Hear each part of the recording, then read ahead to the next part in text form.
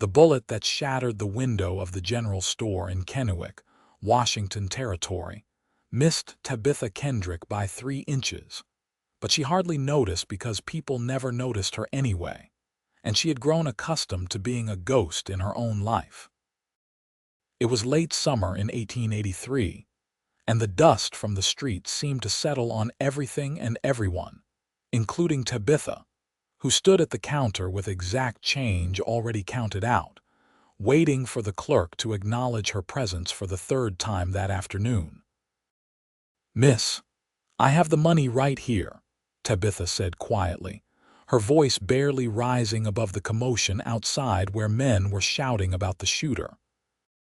The clerk rushed past her toward the broken window, and Tabitha set her coins on the counter beside the flour and sugar she needed, collected her items, and walked out into the chaos of Main Street. At 24 years old and carrying more weight than most women in town, she had learned that invisibility was her constant companion. People looked through her, around her, past her, but never directly at her. She had made peace with this reality, or at least she told herself she had during the long evenings when she sat alone in the small house her parents had left her after the fever took them 2 years prior. The street was crowded with onlookers, all craning their necks to see where the shot had come from. Tabitha maneuvered through the throng with practiced ease, her packages held close to her chest. No one bumped into her because no one saw her to bump into her. She was simply part of the landscape, as unremarkable as the hitching posts or the water troughs. "Everybody calm down," Sheriff Morrison called out from the boardwalk. "Just some drunk cowhand letting off steam. He is already halfway to the next county by now." The crowd began to disperse, neighbors greeting neighbors, discussing the excitement with animated gestures. Tabitha continued down the street toward her house on the edge of town, her mind already planning the bread she would bake that evening, the same routine she had followed for months now, since losing her position at the schoolhouse. They had not fired her outright, just gently suggested that perhaps a woman of her appearance was not the best influence for young, impressionable children. The memory still stung like a fresh brand. She was so lost in thought that she nearly collided with the man standing perfectly still in the middle of the boardwalk, staring directly at her. "Madam, are you hurt?" he asked, his voice deep and concerned. Tabitha looked behind her, certain he must be addressing someone else. But there was no one there. When she turned back, he was still looking at her, his blue eyes focused entirely on her face. "I asked if you were hurt," he repeated, stepping closer. "That bullet came right through the window when you were standing there. I saw the whole thing from across the street." I am fine," Tabitha managed, feeling heat rise to her cheeks. He was tall, this stranger, with sun-weathered skin and dark hair that curled slightly at the collar of his shirt. He wore the dusty clothes of a working cowboy, and his hands, she noticed, were calloused and strong. "I am Owen Quincy," he said, removing his hat. "I just signed on at the Double R Ranch outside of town. Been in Kennewick all of 2 hours and already witnessed a shooting. Quite a welcome." "Welcome to the territory," Tabitha said, then immediately felt foolish for such an inadequate response. She shifted her packages, preparing to excuse herself and disappear as she always did. "Can I help you carry those?" Owen asked, gesturing to her parcels. "It is the least I can do after you survived a near-death experience." "That is not necessary," Tabitha said quickly. "I live just down the road." "Then it will not take long," Owen said with a smile that seemed genuine, not mocking. "My mama raised me to help ladies with their packages, and I would hate to disappoint her memory." Something in the way he mentioned his mother, with that touch of sadness, made Tabitha relent. She handed him the heavier bag with the flour, and they began walking together down the boardwalk. "You said your mother's memory," Tabitha ventured. "I am sorry for your loss." "Thank you," Owen said. She passed 3 years ago. Cholera. Took my father too within a week of each other. I have been drifting since then, working ranches from Montana down to Texas, never staying anywhere too long. I understand something of loss, Tabitha said. My parents died from fever 2 winters ago. It leaves a peculiar emptiness, does it not?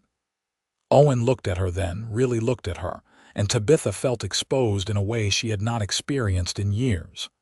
Most people's eyes slid right past her, but his seemed to see her, truly see her, and the intensity of it made her breath catch.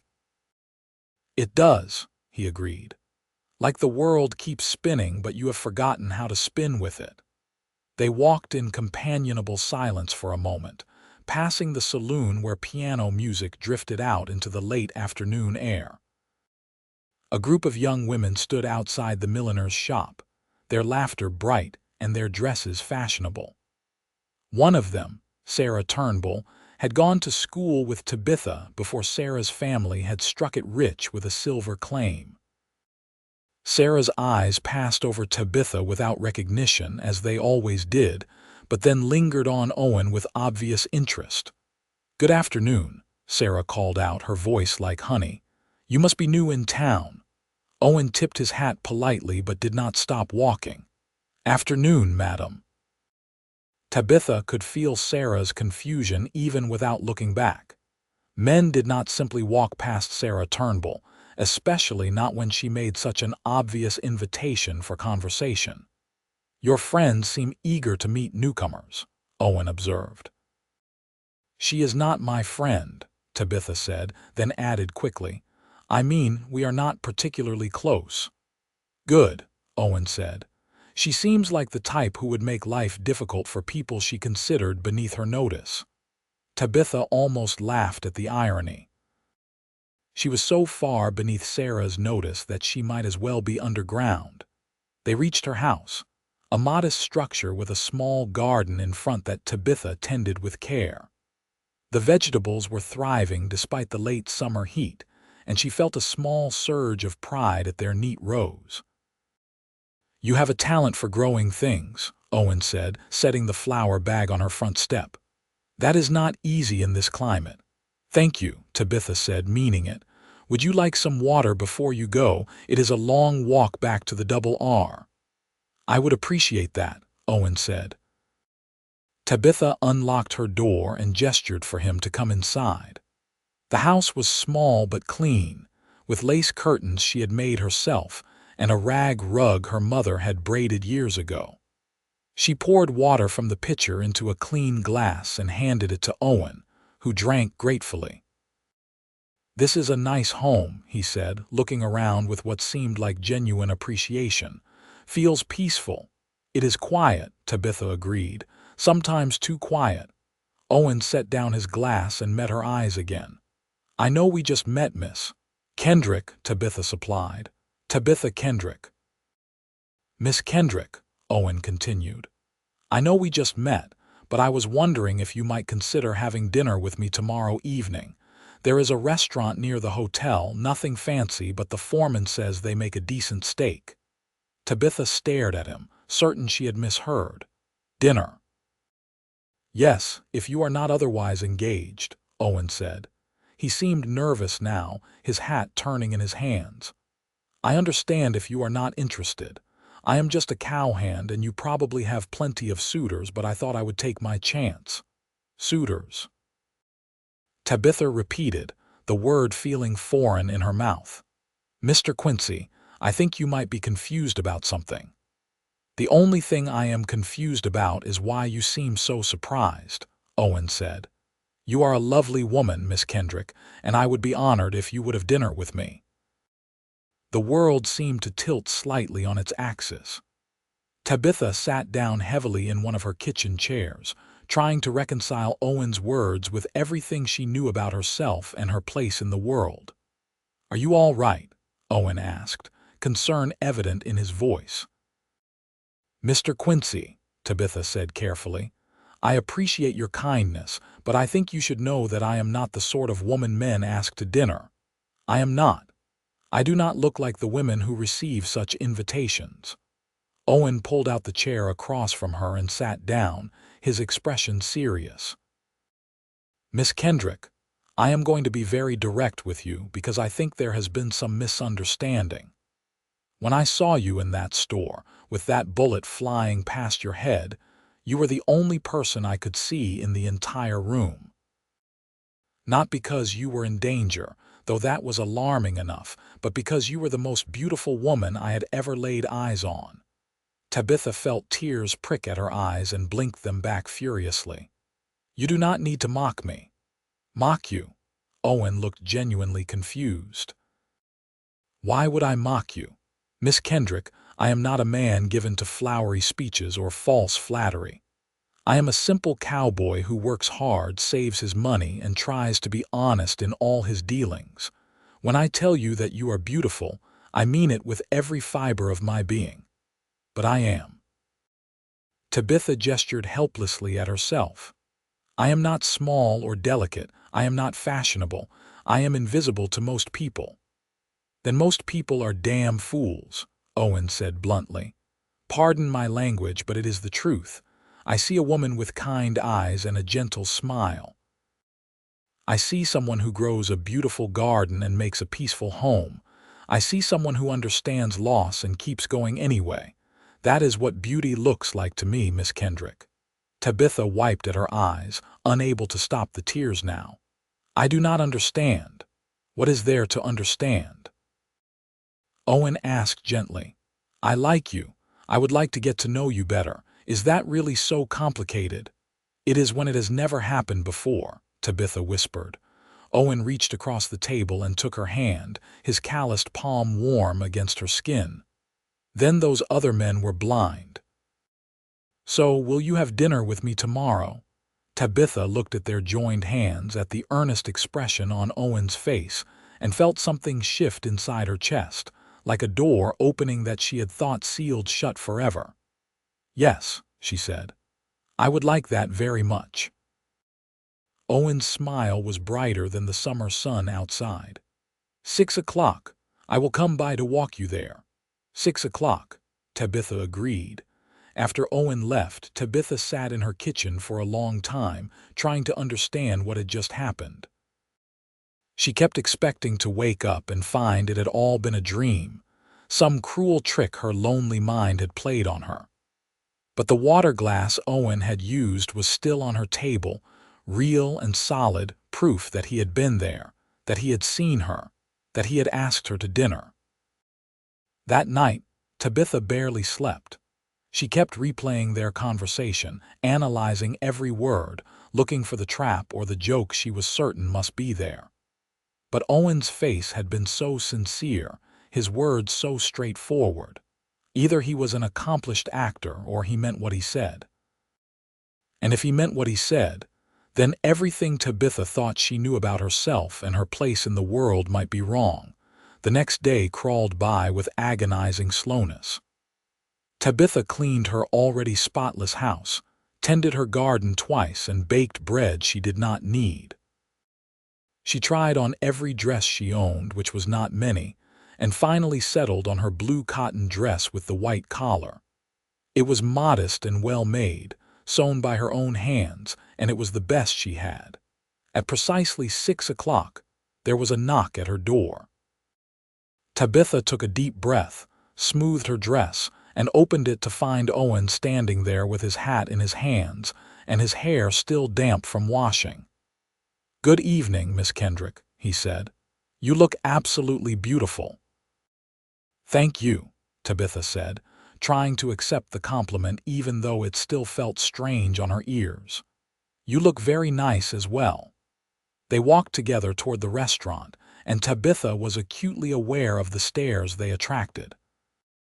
She was used to being invisible, but walking beside Owen made her suddenly visible, and the attention was uncomfortable. She could see the confusion on people's faces, the whispered questions, the barely concealed judgment. "Are you all right?" Owen asked, apparently noticing her tension. "People are staring," Tabitha said quietly. Owen looked around as if just noticing. Let them stare. They are probably jealous that I am escorting the prettiest woman in Kennewick. Tabitha wanted to believe him, but years of invisibility had taught her differently. They were not jealous. They were confused, wondering what a man like Owen was doing with a woman like her. The restaurant was busy with the dinner crowd, and the hostess looked at them with obvious surprise before leading them to a table near the window. Tabitha noticed Sarah Turnbull sitting at a nearby table with her family, and Sarah's expression when she saw them together was almost comical in its shock. "What would you like?" Owen asked, studying the simple menu chalked on a board. "The chicken sounds nice," Tabitha said. "Then you should have it," Owen replied. "And I will have the steak." They ordered, and as they waited for their food, Owen began to tell her about his life, about growing up on a small farm in Missouri, about learning to work cattle, about the years of drifting after his parents died. "Why did you come to Kennewick?" Tabitha asked. "Heard the double R was hiring good hands," Owen said. "And I was tired of Texas heat, thought I would try something different." He paused, then added with a smile, "Best decision I ever made since it brought me to you." Tabitha felt herself blush. "You barely know me." "True," Owen acknowledged. "But I know enough to want to know more. Tell me about yourself, Miss Kendrick. What do you do with your days?" Tabitha hesitated. Her life seemed so small, so unremarkable compared to his adventures. "I keep house, I grow vegetables. I sew sometimes, take in mending from people who need it. I read when I can afford books." She paused, then decided to be honest. "I used to teach at the schoolhouse, but they let me go." "Why?" Owen asked, and there was genuine interest in his voice. "They said my appearance was not appropriate for a teacher," Tabitha said, the old hurt rising up. "That I was not setting the right example for the children." Owen's expression darkened. "That is the most foolish thing I have ever heard." "What does appearance have to do with teaching children their letters and numbers?" "Everything, apparently," Tabitha said. "At least in Kennewick." "Did you enjoy teaching?" Owen asked. "I loved it," Tabitha admitted. "I loved seeing the children learn, watching their faces light up when they understood something new. I felt like I was doing something meaningful with my life." "Then they were fools to let you go," Owen said firmly. "And their loss is my gain, because if you were still teaching, you might not have been in that general store yesterday afternoon, and I might never have met you." Their food arrived, and they ate while continuing to talk. Tabitha found herself relaxing despite the occasional glances from other diners. Owen made her feel comfortable, seen, valued in a way she had never experienced before. He listened when she spoke, asked questions, seemed genuinely interested in her thoughts and opinions. "You like Kennewick?" Owen asked. "Or is it just where you ended up?" "It is home," Tabitha said.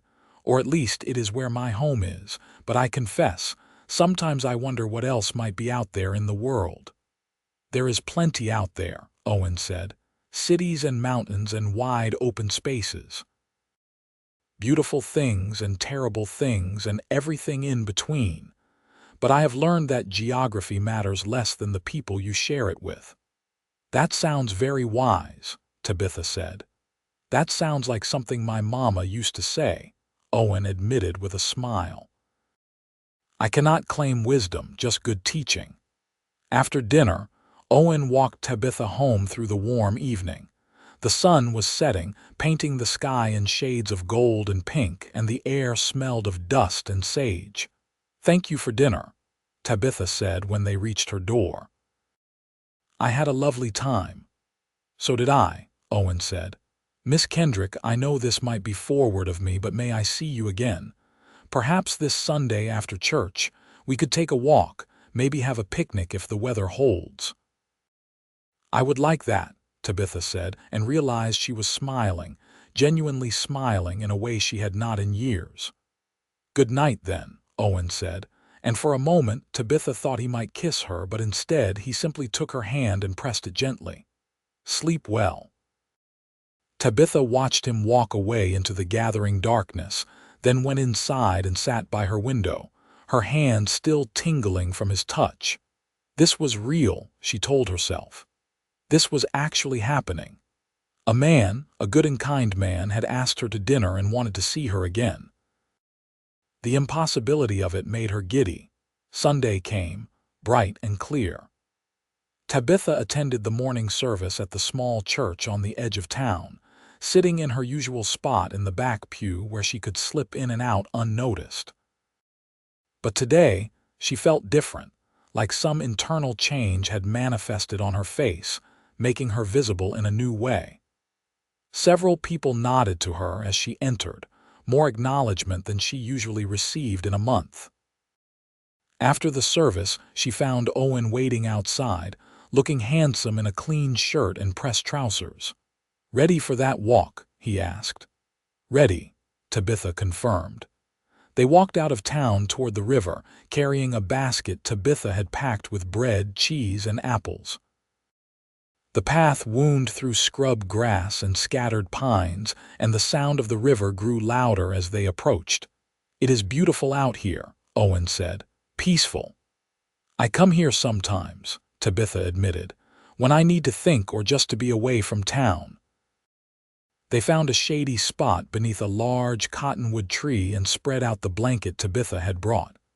As they ate, Owen asked her more questions about her life, her childhood, her dreams. "I always wanted to see the ocean," Tabitha confessed. "I read about it in books, about the waves and the endless water, and I cannot quite imagine it." "I have seen the ocean," Owen said. "When I was working a ranch in California a few years back, went down to the coast one Sunday and just stared at it for hours. It is everything the books say and more, powerful and beautiful and humbling all at once." "Maybe someday I will see it," Tabitha said wistfully. "Maybe you will," Owen said. "Maybe we will see it together." The casual way he included himself in her future made Tabitha's heart skip.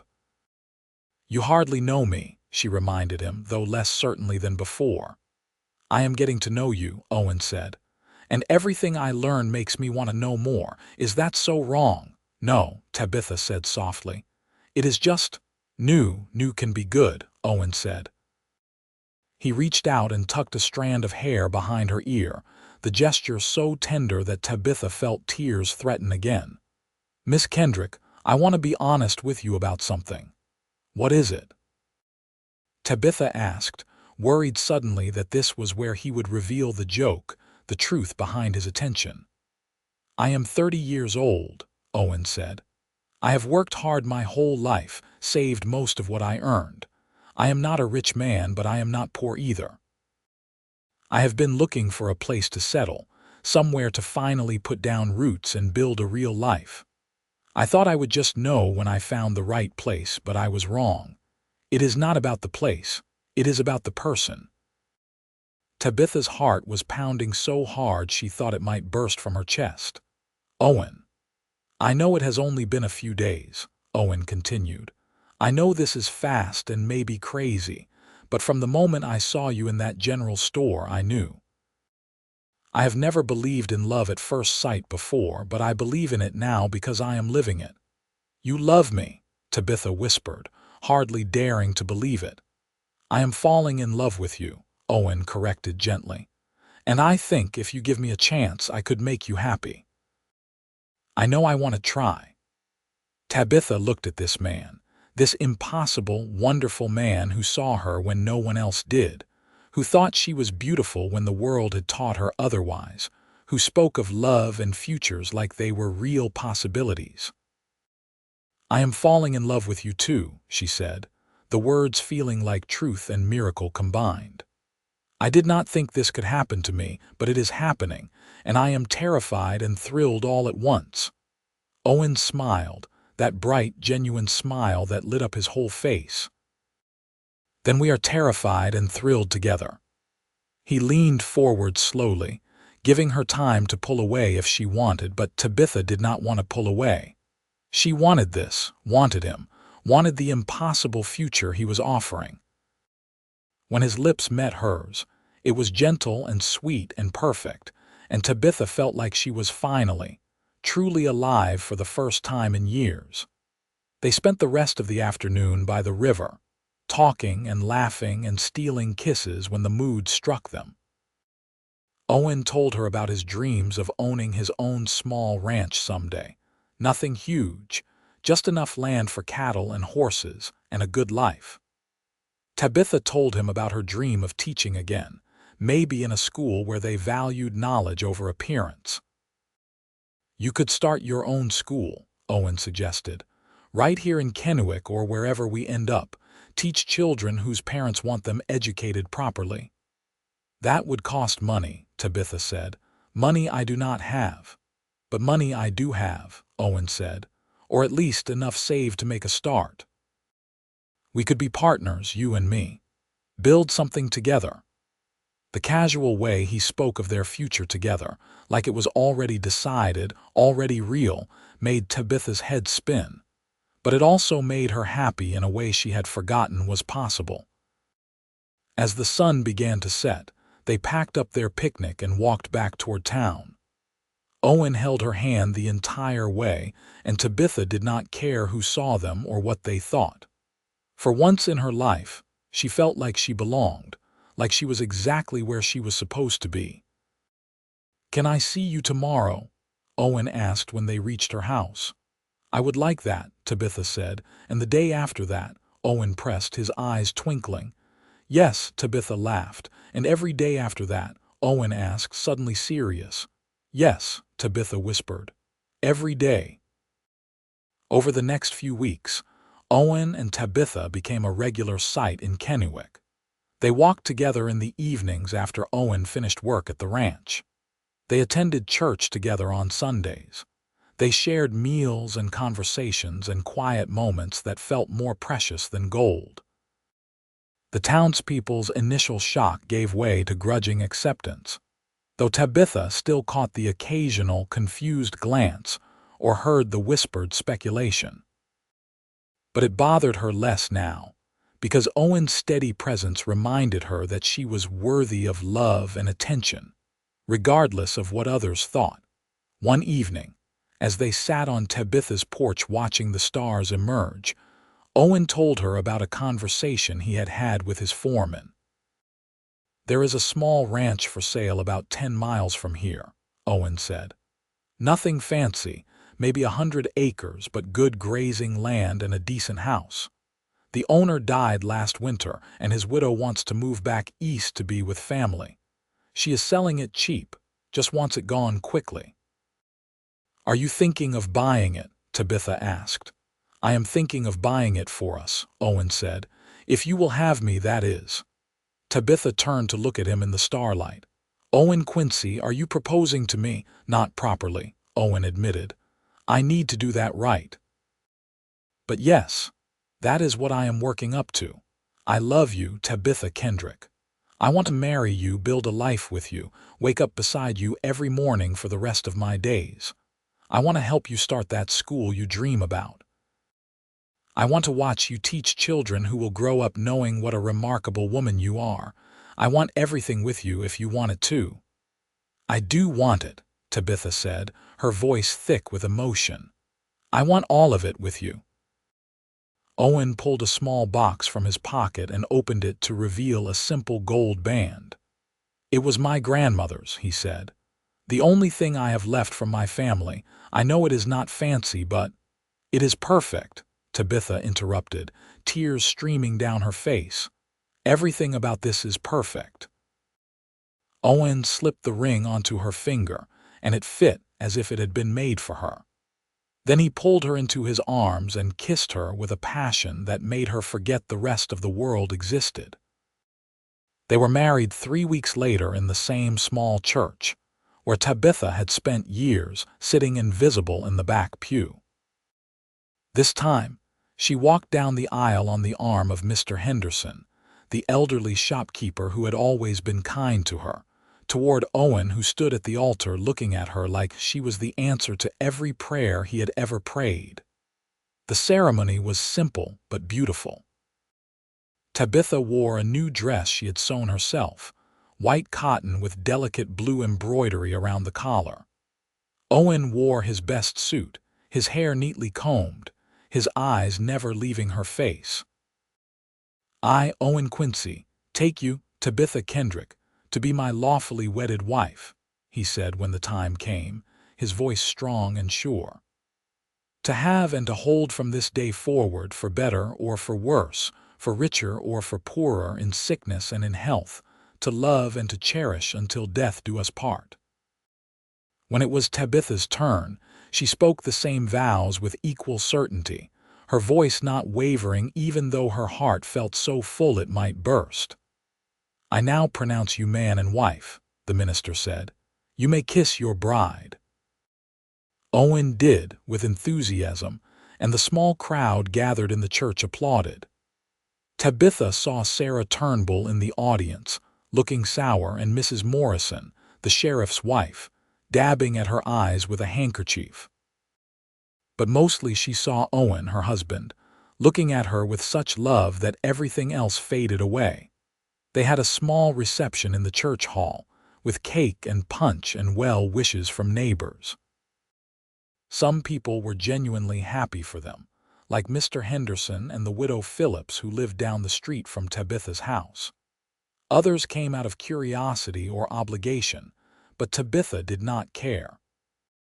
She was too happy to care about anything except the man beside her, holding her hand like he would never let go. That evening they rode together in a borrowed wagon to the ranch Owen had purchased.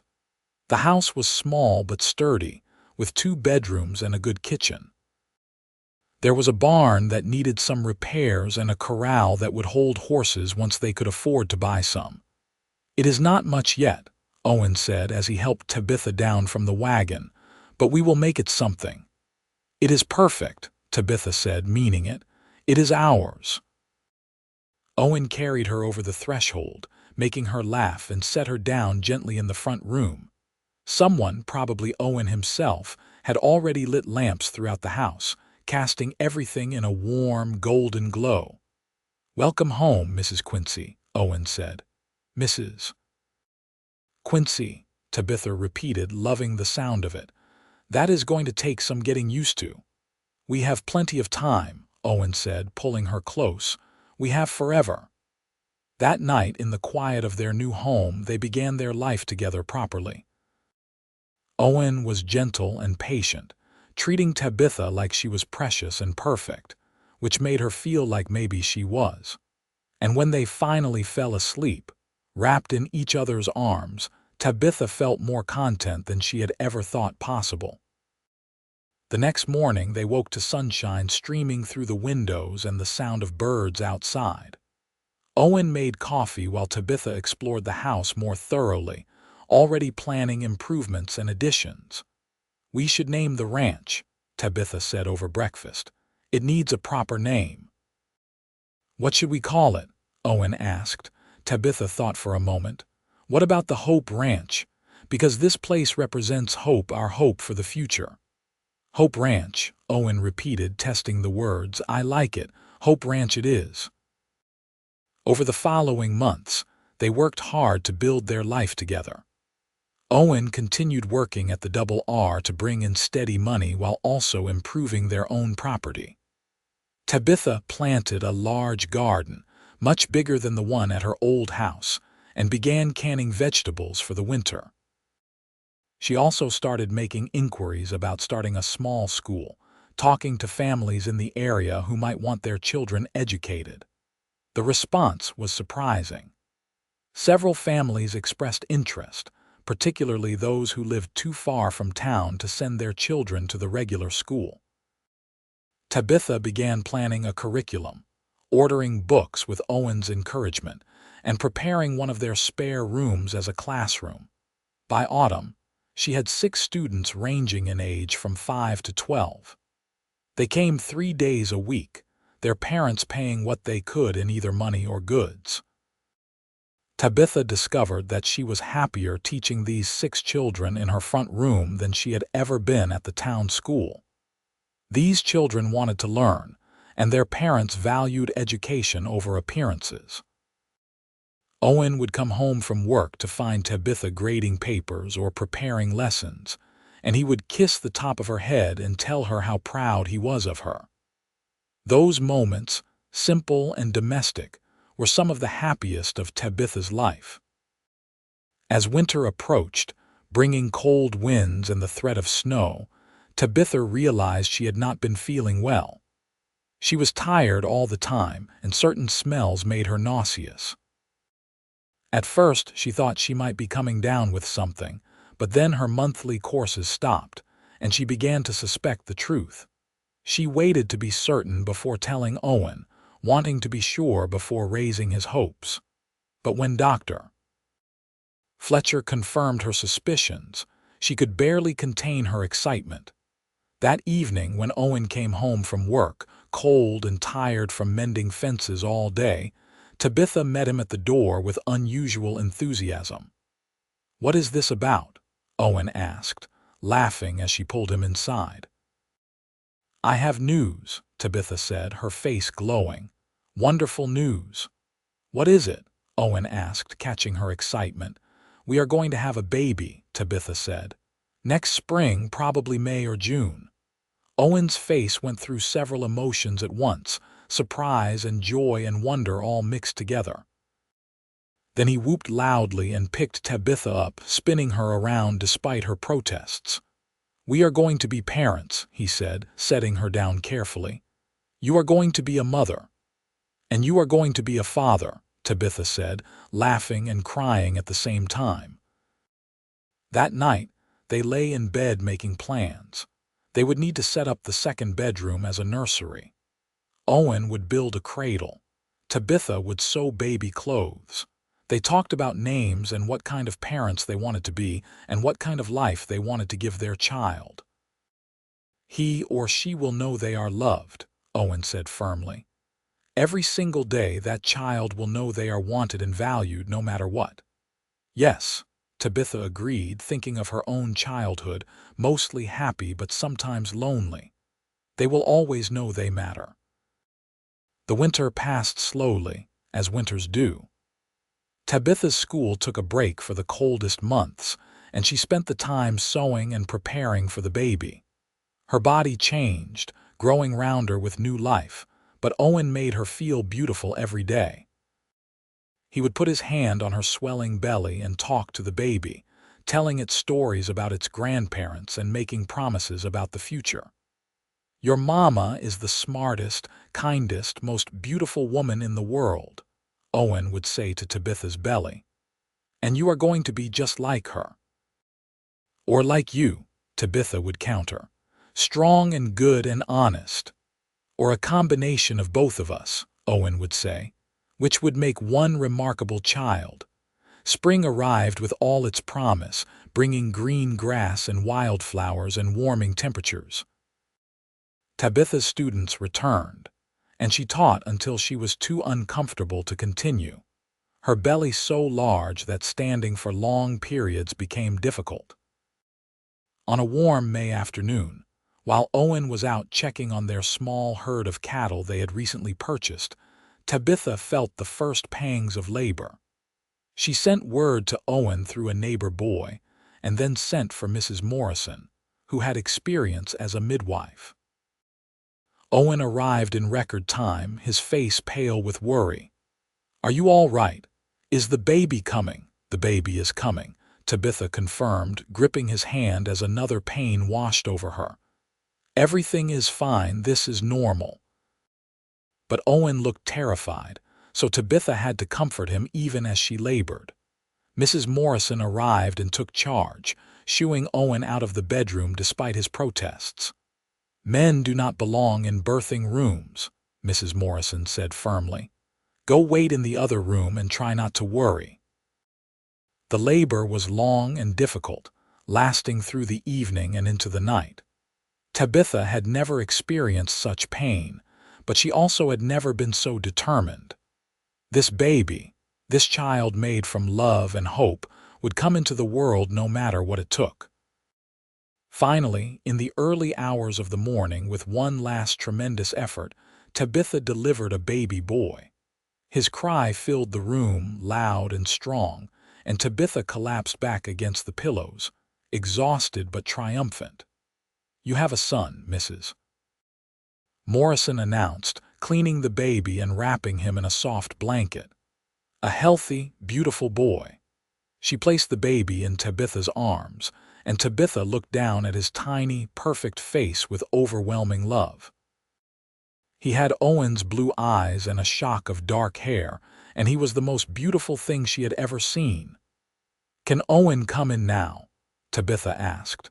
Mrs. Morrison opened the door and Owen rushed in, his face anxious until he saw Tabitha holding the baby. "Come meet your son," Tabitha said softly. Owen approached slowly, almost reverently, and looked down at the baby in wonder. "He is so small. He is perfect," Tabitha said, "just like his father." "What should we name him?" Owen asked, reaching out to touch the baby's tiny hand.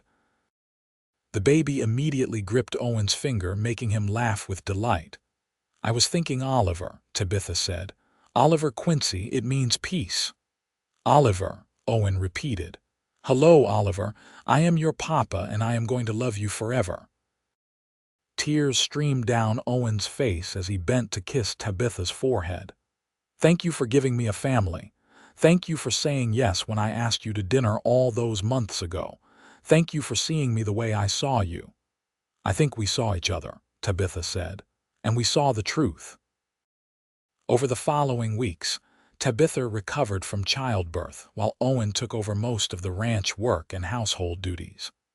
Oliver proved to be a good baby, sleeping well and eating with enthusiasm. Tabitha loved nursing him, loved the quiet moments when it was just the two of them, this perfect little person she had grown. But she also loved watching Owen with their son. Owen was a natural father, gentle and patient, singing off key lullabies and walking the floor with Oliver when he was fussy. The sight of her strong cowboy husband cradling their tiny baby never failed to make Tabitha's heart swell with love. By summer, they had settled into a routine. Owen worked the ranch during the day while Tabitha cared for Oliver and resumed teaching her small school. The students were fascinated by the baby, and Tabitha found ways to incorporate him into lessons. They learned mathematics by counting his fingers and toes, and practiced their letters by writing stories about babies. One evening, as they sat on the porch watching the sunset while Oliver slept in Tabitha's arms, Owen said, "I have been thinking about expanding the ranch. Maybe buying some more cattle, hiring a hand to help with the work." "Can we afford that?" Tabitha asked. "I think so," Owen said. "Your school brings in some money and I have been saving. Plus, the cattle we have now are thriving. If we can increase the herd, we could make a real go of this place." "Then we should do it," Tabitha said. "I want to build something lasting, something we can pass on to Oliver and any other children we might have." "Other children?" Owen asked, raising an eyebrow. "Maybe," Tabitha said with a smile. "Someday, when Oliver is a bit older." "I would like that," Owen said, putting his arm around her shoulders. "A house full of children, all learning and growing and knowing they are loved." As the months passed, their plans came to fruition.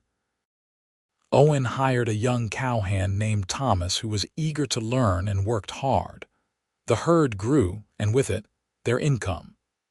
Tabitha's school also expanded, now with 10 students and a waiting list. The townspeople of Kennewick, who had once looked at Tabitha and Owen with confusion or judgment, began to see them differently. They were respected now, seen as hardworking members of the community who were making something of themselves. Tabitha was no longer invisible. Instead, she was known as an excellent teacher and devoted mother. Owen was recognized as a skilled rancher and good husband, but the opinions that mattered most to Tabitha were the ones closest to home. She saw herself reflected in Owen's eyes, and in that reflection, she was beautiful and worthy and loved. That was the truth that sustained her. When Oliver was 2 years old, Tabitha discovered she was pregnant again. This time, the pregnancy was easier, perhaps because she knew what to expect.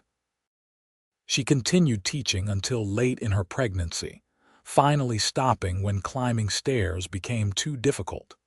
Their second child, a daughter they named Olivia, was born on a crisp October morning. She had Tabitha's green eyes and a calm disposition that was evident from the start.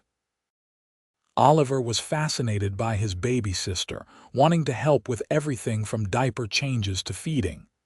"Gentle, Oliver," Tabitha would remind him as he touched Olivia's soft hair. "Baby sister is very small. I protect her," Oliver would announce seriously, his little face earnest. "Yes, you will," Owen would agree, ruffling his son's hair. "That is what big brothers do."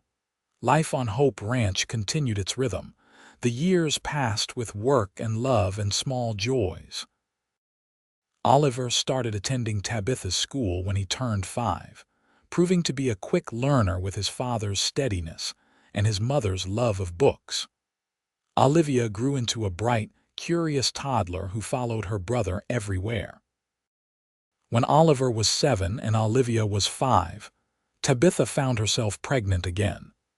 This time, she gave birth to twin boys, Andrew and Arthur, who kept everyone in the household busy with their energy and mischief.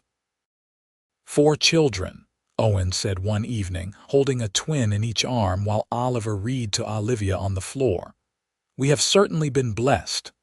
"We have," Tabitha agreed, her heart full as she looked around at her family. The children grew, and with them, the ranch prospered. Owen expanded their operations, eventually owning over 500 acres and a substantial herd.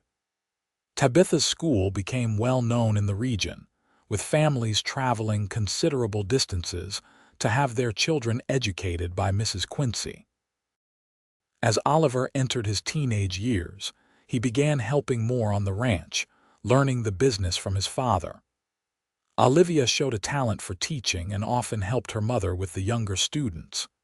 The twins, inseparable as always, were still young and wild but showed promise in their own ways. One evening, when they had been married almost 20 years, Tabitha and Owen sat together on their porch as they had done countless times before.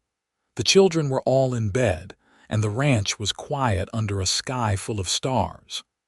"You ever think about that day in the general store?" Tabitha asked. "When we first met, all the time," Owen said.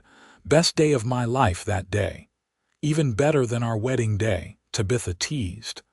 "That was the second best day," Owen said with a smile. "Then the days each of our children were born.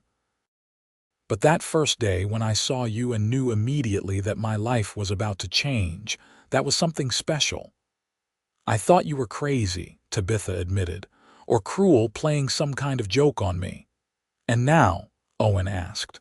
"Now I know you are just stubborn," Tabitha said, laughing.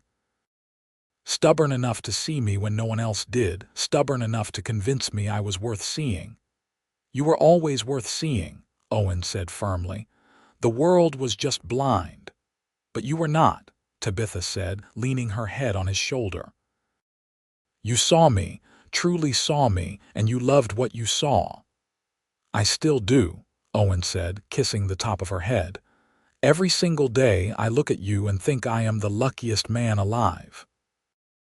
They sat in comfortable silence for a while, listening to the night sounds of the ranch, the cattle lowing in the distance, an owl hooting from the barn.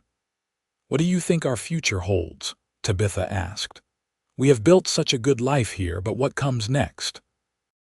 "More of the same, I hope," Owen said.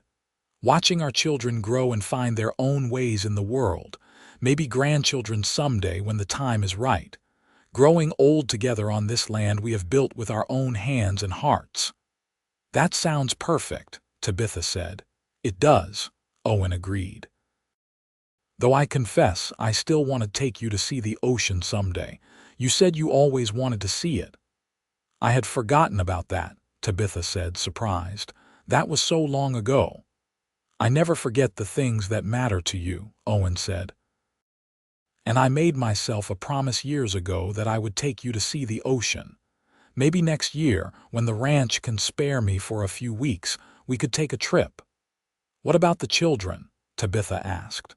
Oliver is old enough to manage things here with Thomas's help, Owen said. And the younger ones could come with us. It would be an adventure. An adventure, Tabitha repeated, liking the sound of it. Yes, let us do that. Let us take our children to see the ocean. And they did. The following summer, the Quincy family traveled to the California coast, where Tabitha stood at the edge of the Pacific Ocean and finally saw the waves she had only read about in books. The water stretched to the horizon, endless and blue, and Tabitha felt small and awed and wonderfully alive. It is everything I imagined, she told Owen, who stood beside her with their youngest twins splashing in the shallow surf nearby. Thank you for bringing me here. Thank you for wanting to come, Owen said. Thank you for building a life with me, for giving me a family, for being exactly who you are. As the years continued to pass, Hope Ranch became a landmark in the area. Tabitha's school produced well-educated children who went on to do great things. Oliver took over more of the ranch operations, eventually becoming a partner with his father. Olivia became a teacher in her own right, opening a school in Kennewick proper where she taught with the same dedication her mother had shown.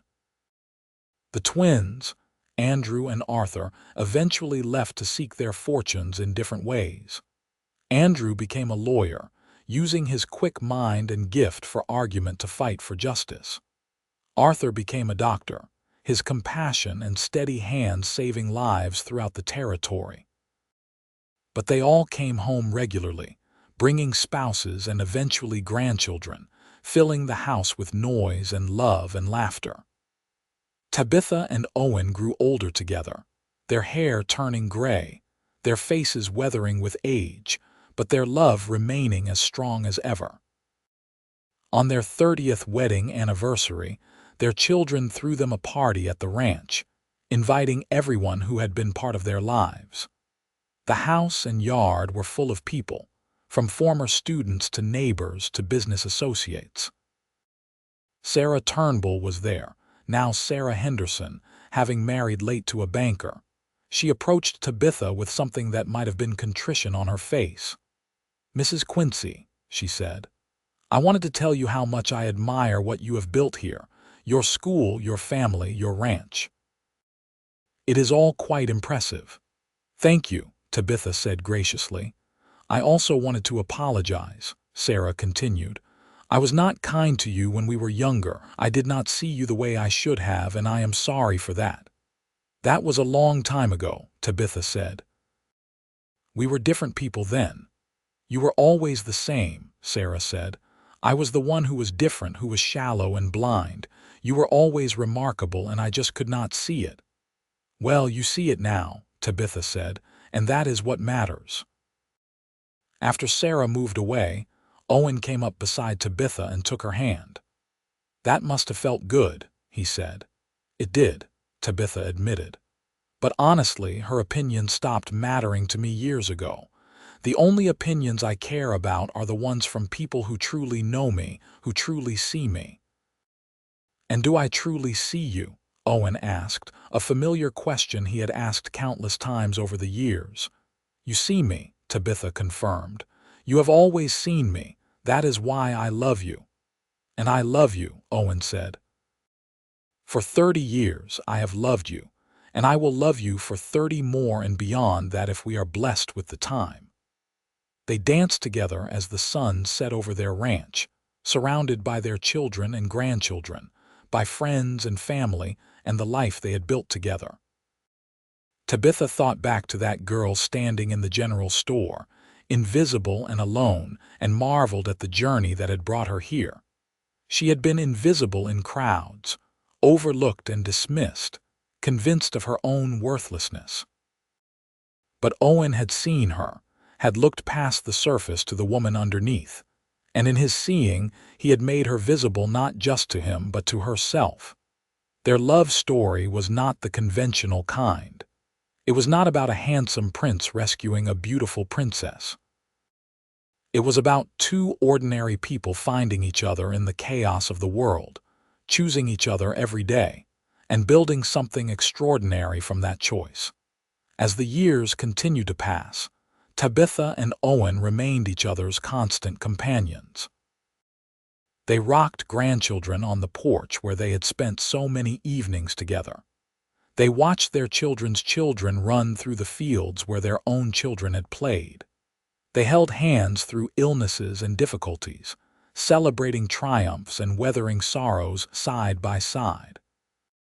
When Owen turned 65, he finally fully retired from ranching, turning over the operations to Oliver and his family. He and Tabitha spent their days working in the garden, reading together, and enjoying the peace they had earned through decades of hard work. "I have been thinking," Owen said one evening as they sat on their beloved porch. "We should write our story down for the grandchildren. They should know how we met, how we built this life." "You want to write a book?" Tabitha asked, amused. "Not a book exactly," Owen said. "Just our story, the truth of it. So they know that love can come from unexpected places, that beauty is not what the world says it is, that seeing truly is the greatest gift you can give someone." "That is a lovely idea," Tabitha said. "We should do it together." And they did. Over the following months, they sat together and wrote their story, taking turns with the pen, sometimes laughing at old memories, sometimes crying over losses long past. They wrote about that first meeting in the general store, about their courtship and wedding, about building Hope Ranch and raising their children. But mostly they wrote about love, about the transformative power of being seen and valued, about choosing each other every day for more than 30 years, and never once regretting that choice. When they finished, they gathered their children and grandchildren together and read the story aloud. There were tears and laughter and questions, and through it all, Tabitha held Owen's hand and felt grateful for every moment they had shared. "The most important thing," Owen told their assembled family, "is that you see the people you love truly, for who they really are, not who the world says they should be. Your grandmother was invisible to most people when I met her, but to me, she was the only person in the whole room. That made all the difference. Your grandfather saved my life," Tabitha added. "Not from danger, but from invisibility. He taught me that I was worthy of love and attention, that my size did not define my worth, that I had value simply for being who I was. That gift is something I want all of you to have and to give to others." Their oldest grandchild, Oliver's daughter Emma, raised her hand. "Grandma, were you really invisible?" "Not literally," Tabitha said with a smile, "but people looked through me, past me, around me. They did not see me as a real person with thoughts and feelings and dreams. Your grandfather was the first person who truly saw me, and in his seeing, I became visible to myself. I want someone to see me like that," Emma said. "You will," Owen assured her. "And more importantly, you will learn to see yourself that way, to value yourself not for how you look but for who you are." As the evening wore on and the family dispersed, Tabitha and Owen found themselves alone again on the porch. The sun was setting, painting the sky in familiar shades of gold and pink, and the ranch was peaceful around them. "We have had a good life," Tabitha said. "The best life," Owen agreed. "And it all started with a bullet through a window and a woman who was beautiful enough to stop my heart." "I was not beautiful," Tabitha protested automatically, old habits dying hard. "You were to me," Owen said firmly. "You are to me. You always will be to me. That is the truth, Tabitha Quincy, and nothing will ever change it." Tabitha leaned against her husband, feeling his warmth, his strength, his love, and knew that he was right. In his eyes, she had always been beautiful. In his presence, she had always been visible. That was the greatest gift he had given her, greater than the ranch or the children or the life they had built. The gift of seeing herself through his eyes and finding value there. They grew old together on Hope Ranch, surrounded by love and family. There were hard times and good times, losses and celebrations, but through it all, they had each other. Owen continued to look at Tabitha like she was the most beautiful woman in the world, and Tabitha continued to see in Owen the man who had changed her life with a simple act of truly seeing her. When Owen was 72, he became ill with pneumonia during a particularly harsh winter. Tabitha nursed him through it, sitting by his bedside day and night, refusing to leave even when their children tried to spell her. "I have spent almost 45 years beside this man," she told Oliver. "I am not leaving him now." Owen recovered, though he was never quite as strong afterward.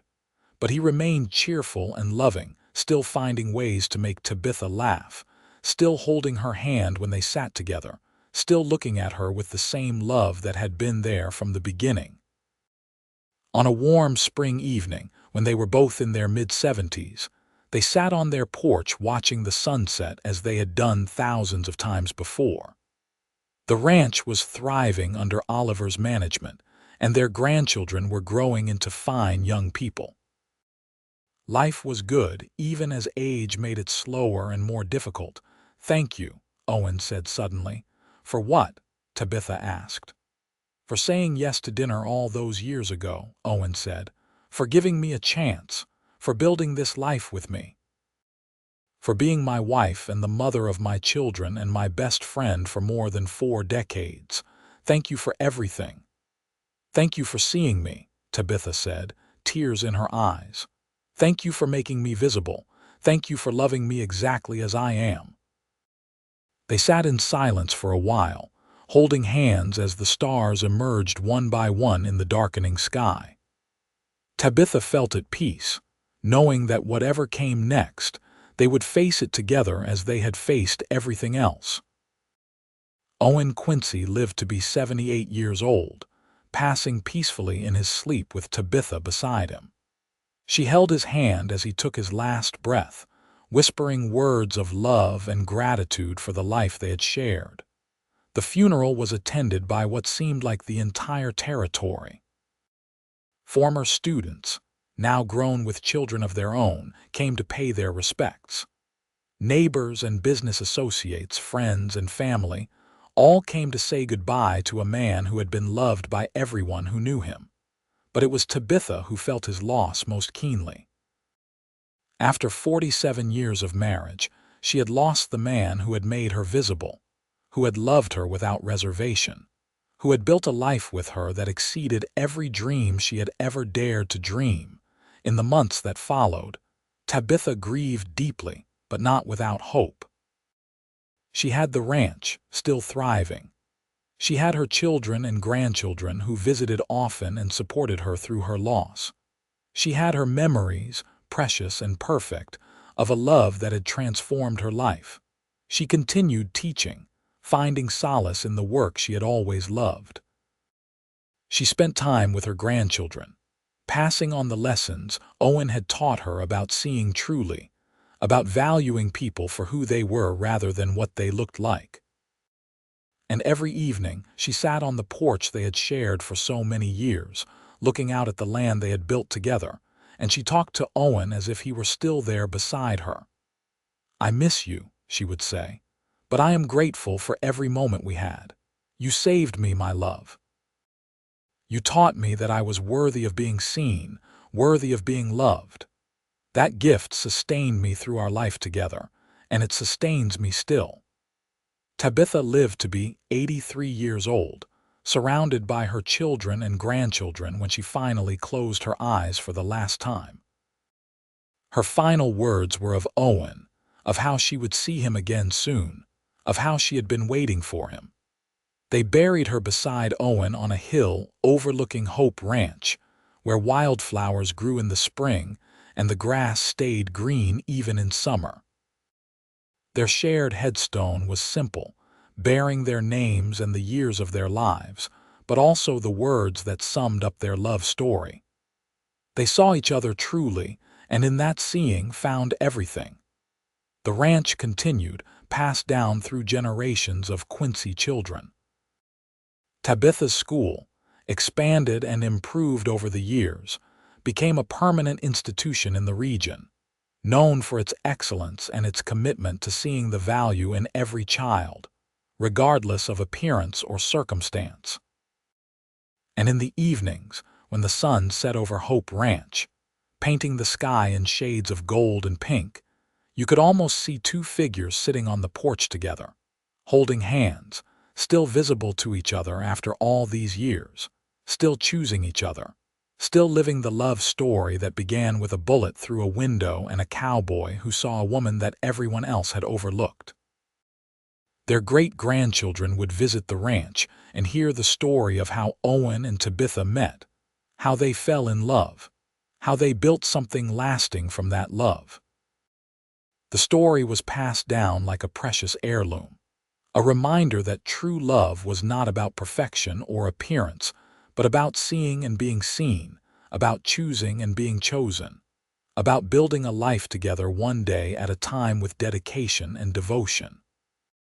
The town of Kennewick grew and changed over the years, but Hope Ranch remained, a testament to what two people could create when they truly saw each other, when they valued substance over surface, when they chose love over judgment.